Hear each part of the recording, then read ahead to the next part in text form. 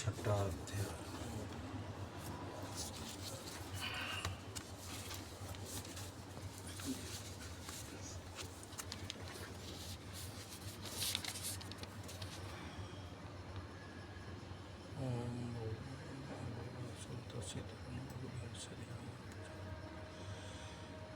छठा अध्याय। नारजी बोले, जब 2 घड़ी रात और शेष रहे तब तिलकुश अक्षत चनादि लेकर शुद्ध होकर जलाशय पर जाए।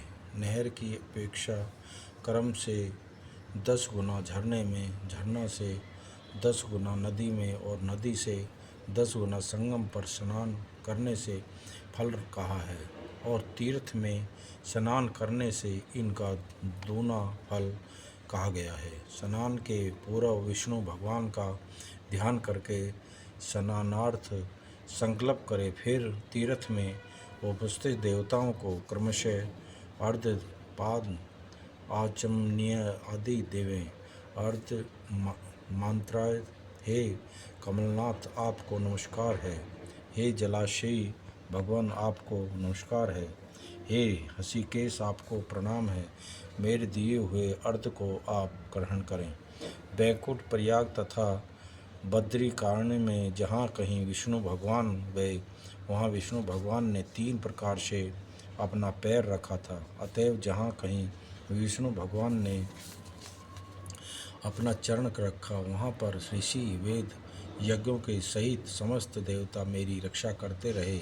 हे जनार्दन, हे दामोदर, हे देवेश, आपको प्रसन्न करने के लिए मैं विधिवत कार्तिक में प्रातः स्नान करूँगा। हे दामोदर, मैं आपका ध्यान और आपको प्रणाम करके इस जगह जल में स्नान करने के लिए जा रहा हूँ। आपकी कृपा से मेरे समस्त पाप नष्ट हो जाएं। हे हरे, कार्तिक मास में व्रत तथा विधि पूर्वक स्नान करने वाला मैं अर्घ्य देता हूँ, आप राधिका के सहित ग्रहण करें। हे कृष्ण, हे प्रबल राक्षसों का नाश करने वाले भगवान, हे पाप नाशक, इस कार्तिक मास में नित्य नैमित्तिक कर्मों के द्वारा दिए हुए मेरे इस अर्घ्य को आप स्वीकार करें। कार्तिक स्नान का व्रत करने वाला भागीरथी गंगा, विष्णु, शंकर तथा सूर्य का ध्यान करके जल में प्रवेश करें और नाभियंत जल में खड़ा होकर विधि पूर्वक स्नान करें। गृहस्थ तिल और आंवले का चूर्ण लगाकर, विधवा स्त्री तथा यति तुलसी के मूल की मृत्तिका लगाकर स्नान करें। सप्तमी, अमावस्या, नवमी, त्रयोदशी, द्वितीया, दशमी तिथियों के आंवला तथा तिल से स्नान करना चाहिए। प्रथम मल स्नान करके पुनः मंत्र स्नान करें। स्त्री और शूद्र वेदोक्त मंत्रों से स्नान न करें, उन्हें पौराणिक मंत्रों से स्नान करना चाहिए। स्नानार्थ मंत्र, जिन भक्त भगवान ने देवताओं के कार्य के लिए 3 प्रकार का रूप धारण किया था, वे ही पाप नाशक विष्णु भगवान अपनी कृपा से मुझे पवित्र बनवाएं। विष्णु की आज्ञा से कार्तिक व्रत करने वालों की समस्त इंद्रादि देवता रक्षा करते हैं, अतः वे सब मुझको पवित्र करें। बीजों, रहस्यों तथा यज्ञों सहित समस्त वेदों के मंत्र, कश्यप आदि ऋषि, इंद्रादि समस्त देवता मुझको पवित्र करें। गंगादि सभी नदियाँ, समस्त पूर्ण तीर्थ, 7 समुद्र और समस्त जलाशय हमको पवित्र करें।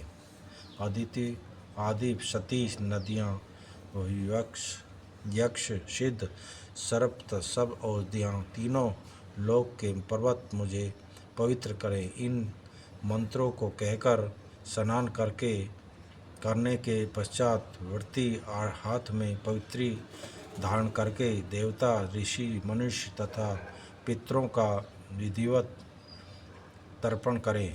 कार्तिक मास में पितृ तर्पण करते समय जितने भी तिल तर्पण में रहते हैं उतने वर्षावृत्ति के पितृगण स्वर्ग में निवास करते हैं। तत्पश्चात व्रत करने वाला जल से निकले शुद्ध कपड़ा पहने और प्रातःकाल के सब कृत्यों से निवृत्त होकर पुनः विष्णु भगवान का पूजन करना चाहिए।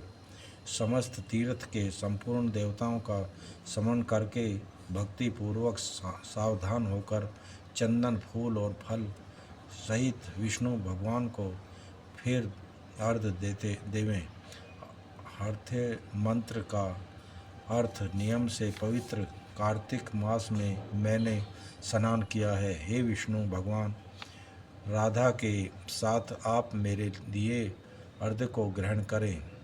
तब चंदन फूल और तांबूल आदिकों से वेद के पारंगत ब्राह्मणों का श्रद्धापूर्वक पूजन करें और बारंबार साष्टांग प्रणाम करें।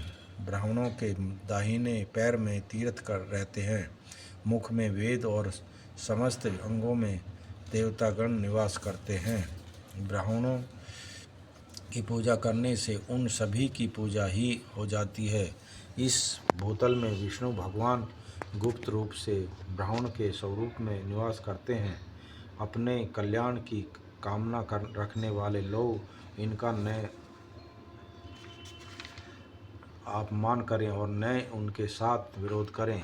फिर एकांत चित्त से विष्णु भगवान की प्यारी तुलसी का पूजन करके उनकी परिक्रमा तथा उन्हें प्रणाम करें। हे देवी, हे तुलसी, देवताओं ने ही प्राचीन काल से तुम्हारा निर्माण किया है और ऋषियों ने तुम्हारा पूजन किया है। हे विष्णु की प्यारी तुलसी, आपको प्रणाम है। आप मेरे सब पापों का नाश करें। इसके पश्चात शिथिर चित्त से विष्णु भगवान की पौराणोक्त कथा को सुनना चाहिए और भक्ति पूर्वक वेद ब्राह्मणों का पूजन करना चाहिए। इस प्रकार भक्ति पूर्वक जो लोग पूर्वोक्त विधान से सब कृत्य करता है उसे विष्णु लोक प्राप्त होता है। समस्त रोगों तथा पापों को नष्ट करने वाला, मनुष्य को श्रेष्ठ विद्धि देने वाला, पुत्र धनादि का साधन, मुक्तिदायक कार्तिक के व्रत के अतिरिक्त कोई उत्तम व्रत इस संसार में नहीं है। के बाद कथा है। एक सास व एक बहू थी। एक सास व एक बहू थी। कार्तिक मास आया तो सास बोली, मैं कार्तिक स्नान के लिए तीर्थ जाना चाहती हूँ। बहू बोली, मैं भी चलूँगी। सास बोली, तू अभी छोटी है, अभी मुझे जाने दे। सासू तीर्थ गई तो बहू कुम्हार के से 33 कुंडे ले आई। रोज एक कुंडा भर कर रखती। उधर गंगा में सासू जी की नथ गिर गई। बहू कुंडे में नहाती हुई बोली, सासू नहावे कुंडे में, मैं नहाऊं कुंडे। इतने में गंगा की धारा कुंडे में आ गई, साथ में सासू जी की नथ भी आ गई। बहू ने नथ पहचान ली और अपने नाक में पहन ली। महीना पूरा हुआ, सासू जी आई और बहू सामे लेने लगी तो सास नथ देखने बोली, तू यह कहाँ से लाई? तो बहू बोली, यह तो मेरे कुंडे में गंगा की धारा के साथ आ गई। अब सास बोली, मुझे ब्राह्मण भोज करना है। बहू बोली, सासू जी, 2 ब्राह्मण मेरे भी जिमा दो। मैंने भी कार्तिक स्नान किया है। तूने कहाँ कार्तिक स्नान किया? तो बहू बोली, ऊपर चलो, मैं आपको बताती हूँ। ऊपर गए तो देखा सारे कुंडे सोने के हो गए। बहू बोली, मैं रोज़ कहाँ कुंडा भर कर रखती और सुबह जल्दी उठकर नहाती और उल्टा करके रख देती। अब सासू जी बोली, बहू तू बहुत भाग्यवान जो साक्षात गंगा जी तेरे पास आई। तूने श्रद्धा और विश्वास से कार्तिक किया तो भगवान ने तुझे फल दिया। दोनों सास बहू ने धूमधाम से ब्राह्मण जिमाकर दक्षिणा देकर विदा किया। भगवान जैसा सास बहू को दिया वैसा सबको देना। ओम नमः भगवते वासुदेवा। हरि की पटरानी नमो नमः। धन तुलसी पूरण तपो कीनो, शालिग्राम बनी पटरानी। जाके पत्र मंजरी कोमल, श्रीपति कमल चरण लपटानी।